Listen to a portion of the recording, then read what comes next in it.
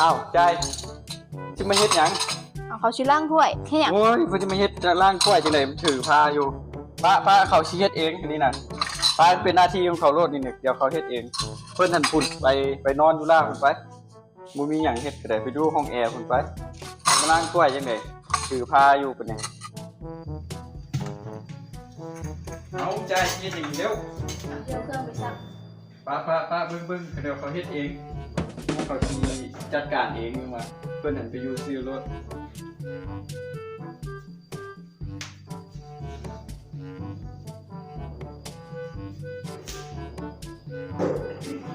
แหน่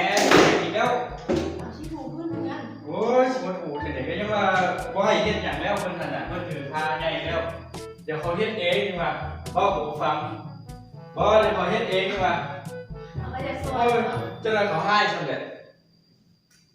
ไปอยู่นั่นล่ะไปนอนพูดไปถ้าบ่มีหยังเฮ็ดน่ะมาเช็ดเองนี่ว่า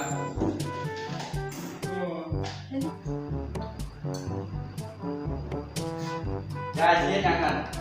กินข้าวเหรอ กินข้าวจังได๋บอกว่าอยู่ซื่อๆนี่ว่ามาเดี๋ยวเขาสิ